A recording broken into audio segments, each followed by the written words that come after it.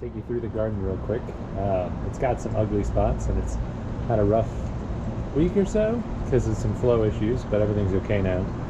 So ignore the ugly stuff and I'll show you the nice plants as well. But just to give an idea of what I wrote about, the way this whole thing is set up, we're going to start down at the base. This is the water tub and it's low right now. You can see the pump. I don't know if you can see it. I will get as close as possible. You can see the pump in the back corner. Just a cheap $40 pump. I've literally had that thing for years. It goes out that hose. And then, you can see my dog poop in the background. Runs up here. You'll notice there's a knot in the tubing. That's because the pump is really fast and my outflow doesn't flow out that fast. So you're going to have to experiment with your own tubing to make sure that the flow rate isn't too high, depending on your pump. So there's a few ways you can slow it down, but I found the easiest way is just to put a big knot in it, because then you can tighten and loosen it as needed. So let's go up past the world's biggest tomato plant, at least that I have.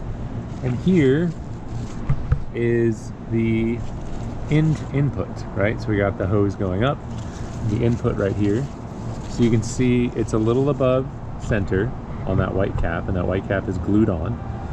And this is that bulkhead fitting, so it goes through to the inside and just bolts on tight, just tight by hand. And then that hose can be popped on and off to clean out. You can see I've got a big algae problem. I'm working on it. It's because this pipe isn't black, it's clear, and algae really loves to grow in clear pipes. So then we come across here, we've got some beautiful tomatoes that are growing. That's one of many, many bunches on that plant. That plant is extremely productive. Here's another one. It's a lot younger from there. I didn't support the tomatoes well enough, so what I've done is, you can see back here, I've loosely attached them to this bar above it, give them some more support, but next year I'll definitely be doing that differently. I'm not super satisfied with the way it turned out, but you can see there are tomatoes on tomatoes on tomatoes. They are everywhere. There's even one way back out of shot. It's working, even though it's not perfect. And that's something I've discovered. The setup is, I'm not doing it particularly well, but it's still going okay.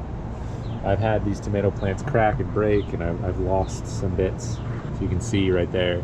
But again, it's going pretty well, and if you are a better gardener than me, which I imagine you are, then you'll make it work. But anyway, let's go all the way across to this side. We have the same thing over here, a bulkhead fitting in this cap, so that the water flows out this side. You'd think that, based on where the fitting is, that the water would, only get this high or something before it flows out, but that's not true. It actually gets up about that high on its own, which is high enough for all these roots. But if you have plants without very long roots, I'll show you something that can help.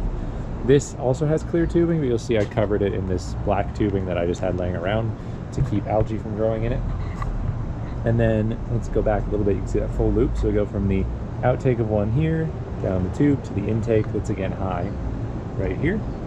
And then we flow in. This is a bean plant. I have to pick it literally twice a day. There's a developing bean right there to keep it going. This is a mystery plant. It's very, very young. I just put it out here a couple days ago. It sprouted, but I lost the little card next that said what it was. So we can see in here how high the water level is. Those are the roots coming over from the bean plant. Sometimes the roots can get all tied up in each other and clog and whatnot, so you might have to lift up a plant and trim the roots a little bit. Plants literally just lift up and down. You can see the water isn't flowing, but it's still moving through the system. It's kind of a trickle. And I'll move some plants around so you can see what that trickle looks like in a second. This is another mystery plant because, like I said, I lost the piece of paper that's written on what it is. I really have no idea. This is another plant that's had a bit of a disaster. This is our poblano. It's having a rough time right now because it broke off. The stems don't get really strong, so they're easy to break because they're just not well rooted. So be careful when you're working with it. This one, I think I bumped it with my elbow and broke it. But anyway, we come across this tomato, got another bush tomato here, and then we've got our bulkhead fitting going down. This is the out, and see it goes down and down and down and back into the tub. And this is out right there, and then that just recycles around. that's the basic setup. I'm going to go over to the side so you can see what the A-frame looks like.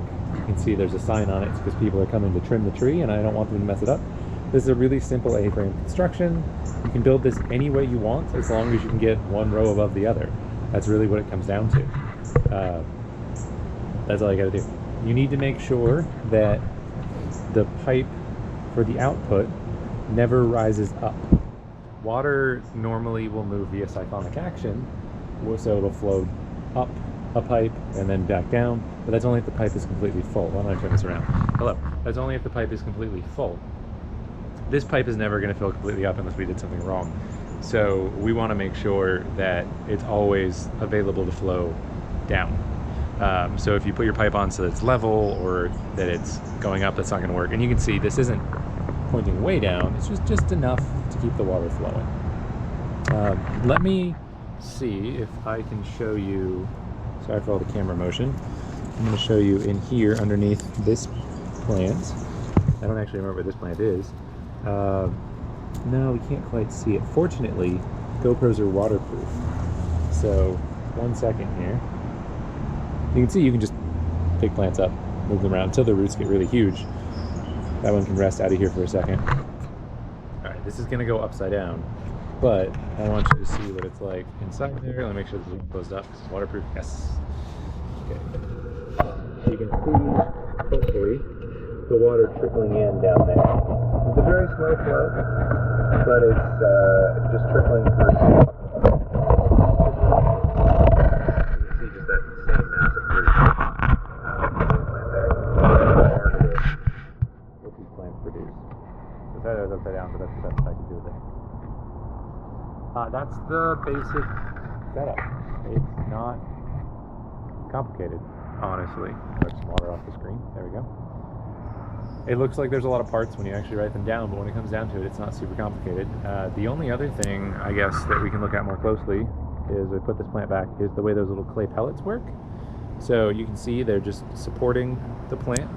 There's that little bit of rock wool inside, right where this grew through, and then the pellets support the plant, let the roots grow around some stuff.